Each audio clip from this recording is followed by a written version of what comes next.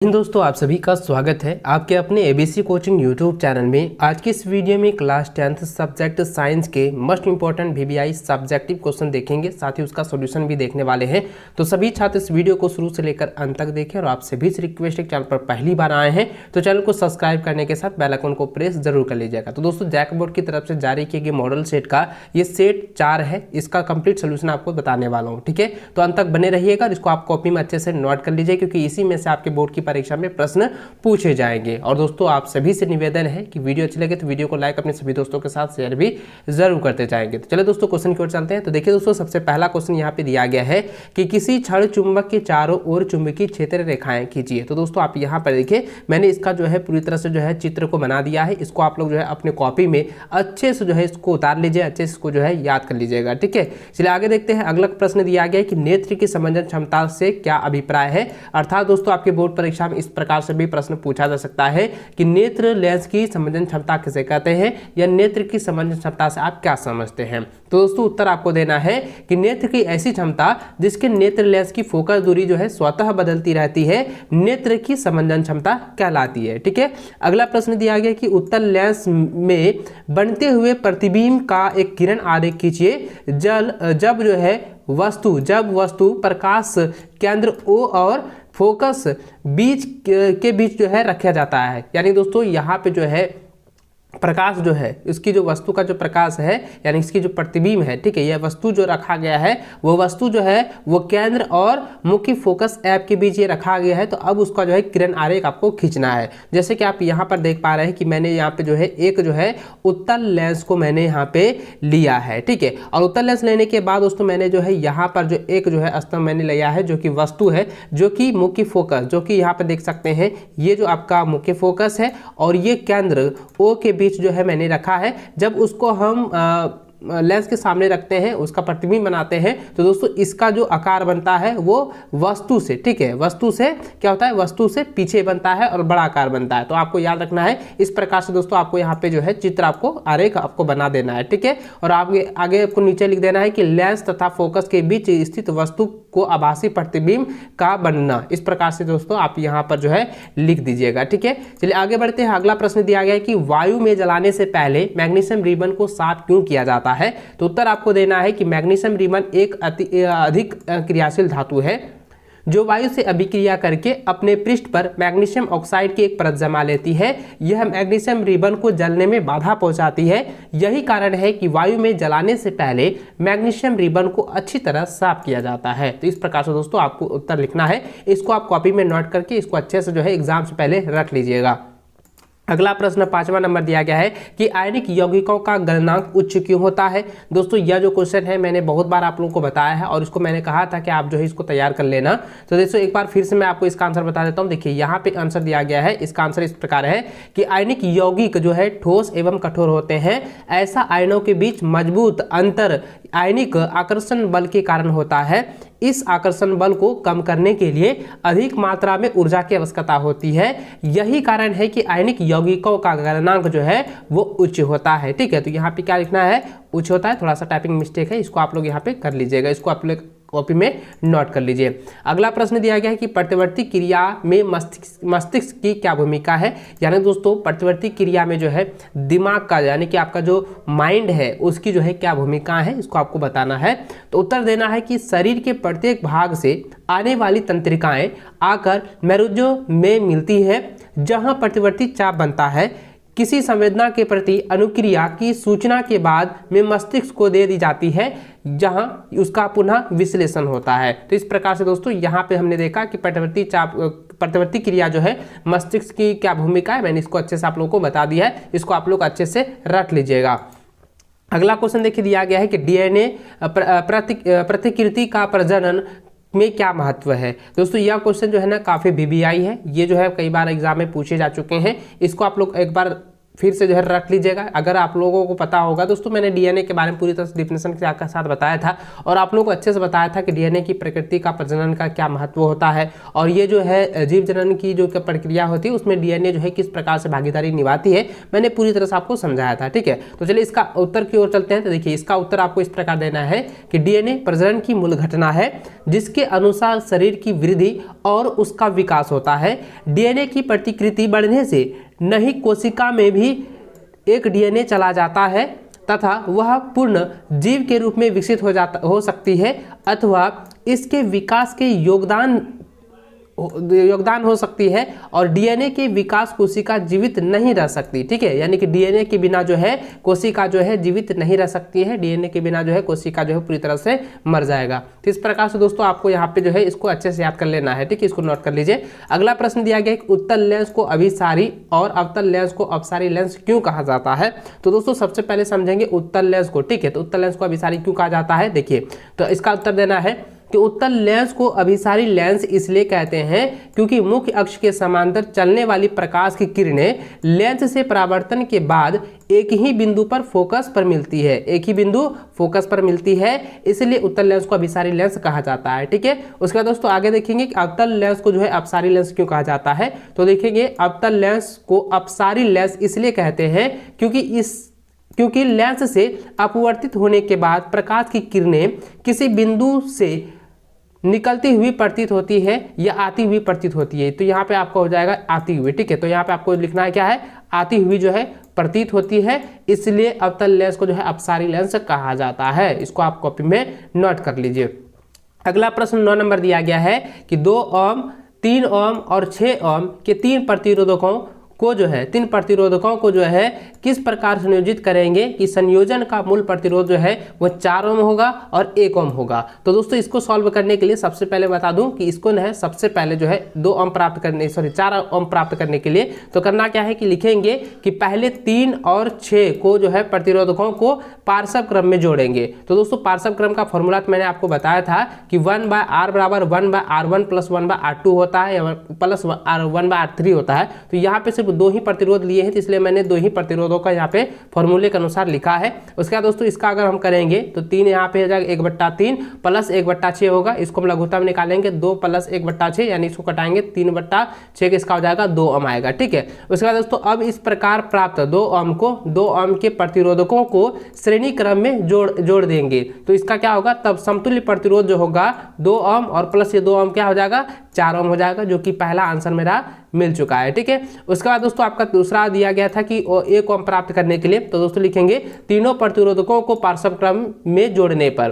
तो सबसे पहले तीनों प्रतिरोधकों का जो फॉर्मूला मैंने आपको बताया था कि 1/r बराबर 1/r1 plus 1/r2 plus 1/r3 को जो है आपको याद रखना है। ये जो है आपका पार्श्व क्रम संयोजन का जो है ये फॉर्मूला है, इसको आप हमेशा याद रखें। ठीक है, उसी के अनुसार दोस्तों आपका यहाँ पे उसके अंकों के साथ बैठा देंगे।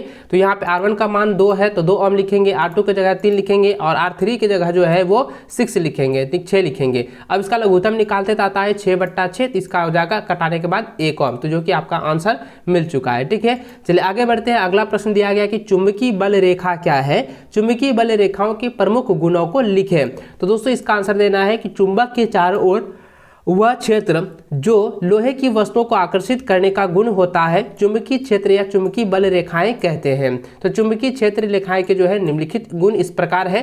पहले लिख देना है कि यह जो है बंद वक्र है। दूसरा देना है कि यह चुंबकीय क्षेत्र की दिशा को प्रदर्शित करते हैं। तीसरा पॉइंट देंगे कि चुंबक के निकट क्षेत्र रेखाएं धनात्मक अधिक होता है।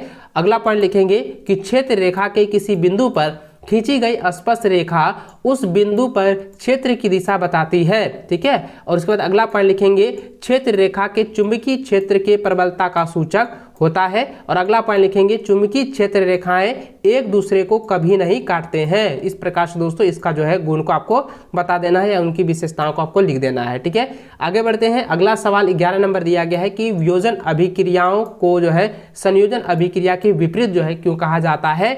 इन अभिक्रियाओं के समीकरण लिखिए। तो सबसे पहले देखेंगे कि वियोजन अभिक्रिया और संयोजन अभिक्रिया जो है एक दूसरे का विपरीत क्यों होता है। तो दोस्तों इसका उत्तर इस प्रकार देना है कि संयोजन अभिक्रिया में 2 या 2 से अधिक पदार्थ परस्पर संयोग करके किसी यौगिक के एक बड़े अणु का निर्माण करता है, परंतु वियोजन अभिक्रिया में किसी यौगिक का एक बड़ा अणु टूटकर दो या दो से अधिक सरल पदार्थ के अणुओं में टूट जाता है।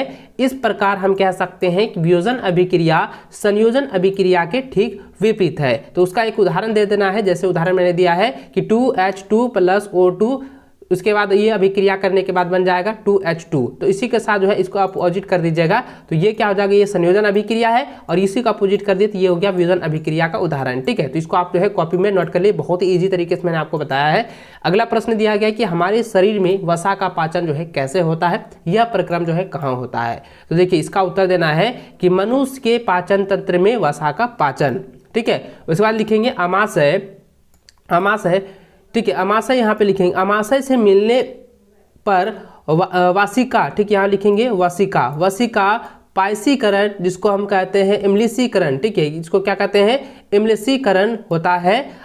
अग्नाशय क्रस में पाए जाने वाला लाइव पेज नामक पाचक रस सिरकी त्वचा को वसीय अम्ल और ग्लिसरॉल, ठीक है यहाँ पे क्या हो जाएगा, ग्लिसरॉल त्वचा हो जाएगा। ठीक है, यहाँ पे ग्लिसरॉल में बदल देता है वसी अम्ल को। ठीक है, यहाँ पे हो जाएगा ग्लिसरॉल। छोटी आंत में पाए जाने वाले लिम्फ वाहिनी में सोख जाते हैं। ठीक है, सोख लिए जाते हैं, जहां से वे रुधिर में पहुंच जाते हैं। ठीक है, तो इस प्रकार से जो है मनुष्य में वसा का पाचन होता है।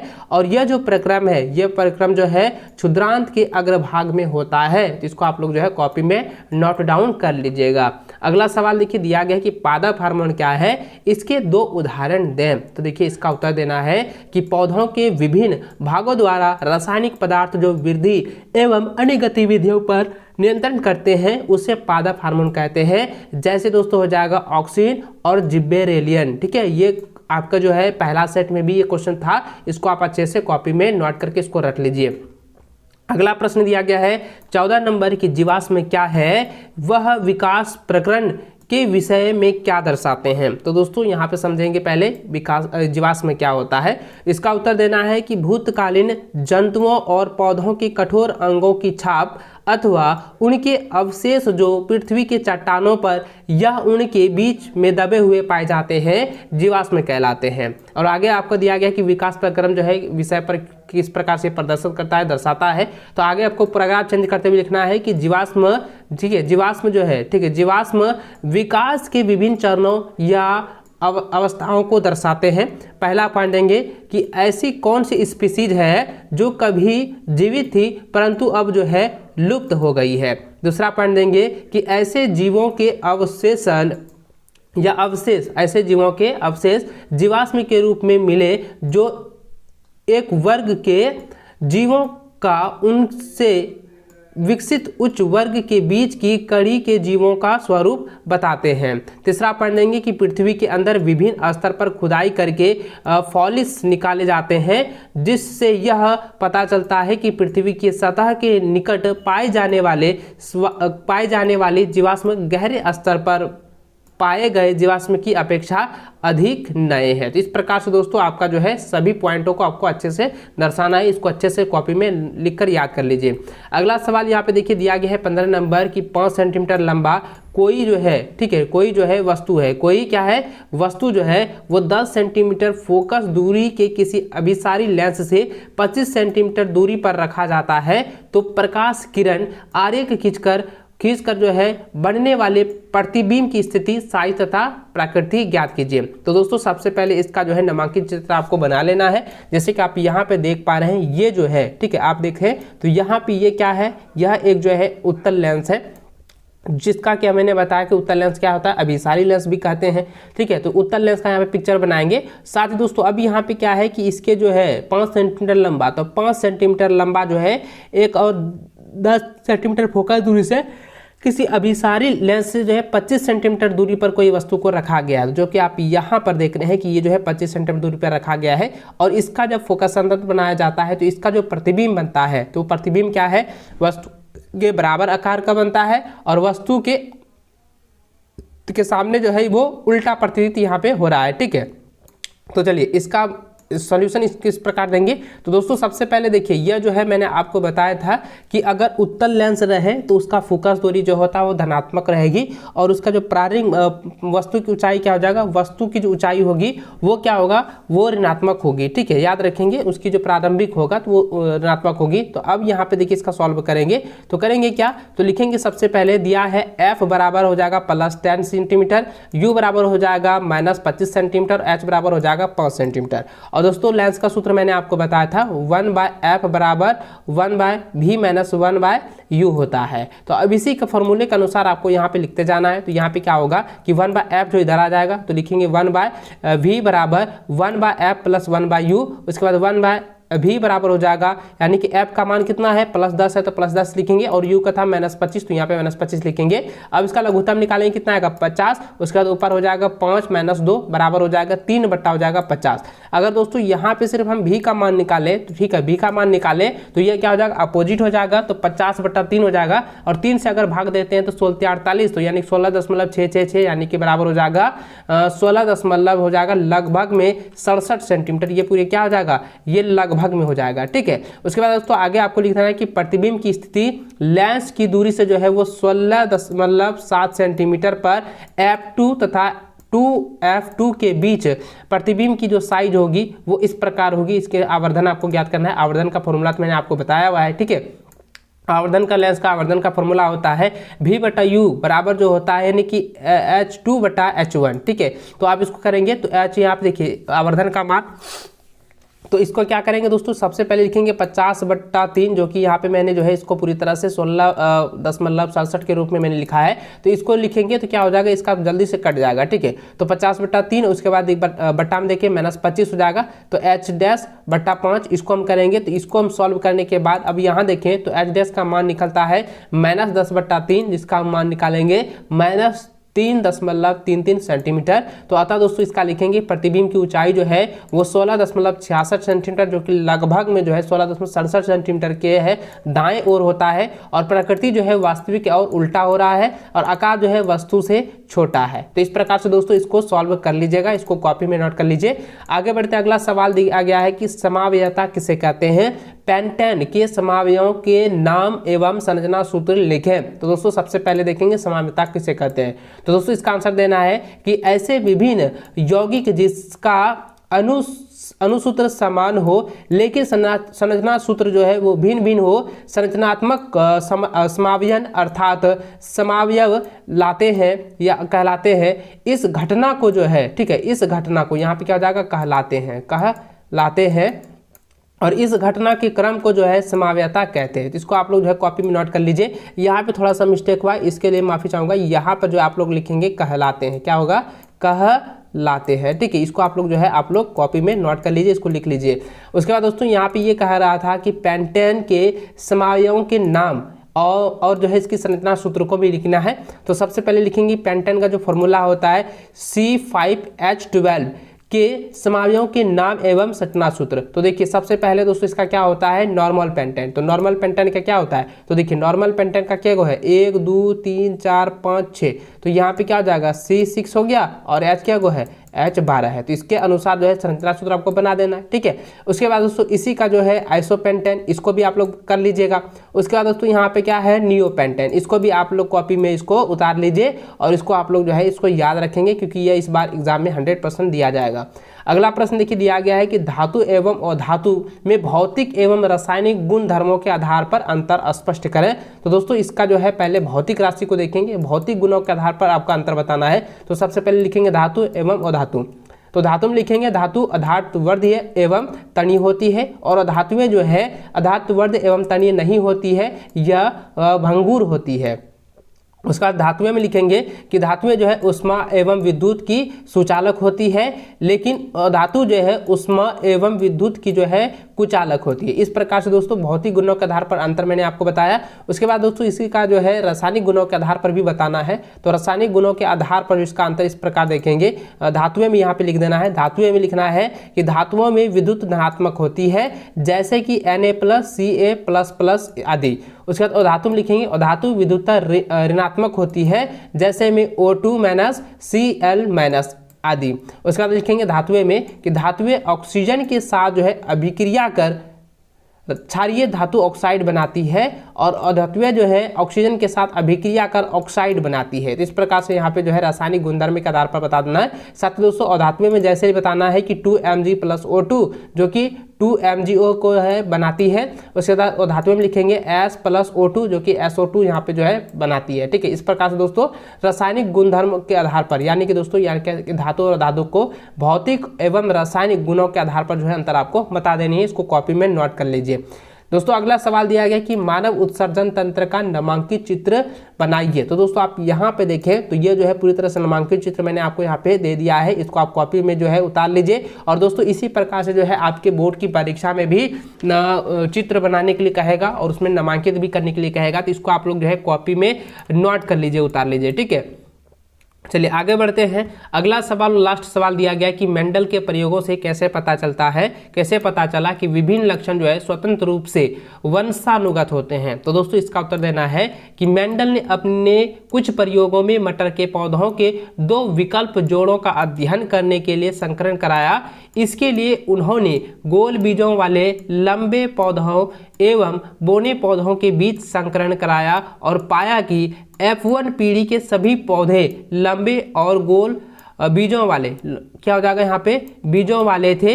इससे पता चला कि लंबाई तथा बीज का गोलाकार प्रभावी लक्षण है।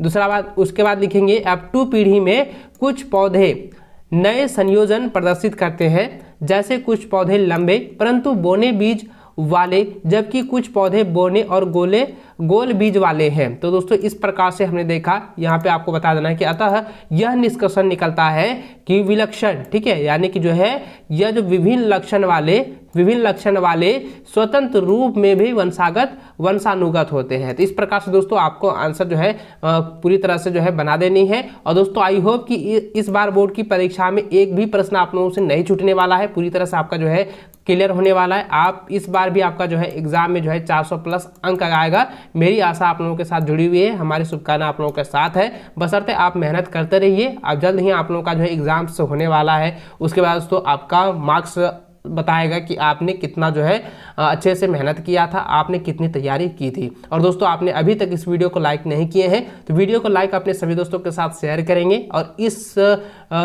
का जो PDF है, इस वीडियो में जो मैंने साइंस का बताया है, इसका PDF जो है टेलीग्राम पर मिल जाएगा। आप वहाँ से जो है इसे डाउनलोड कर लीजिएगा।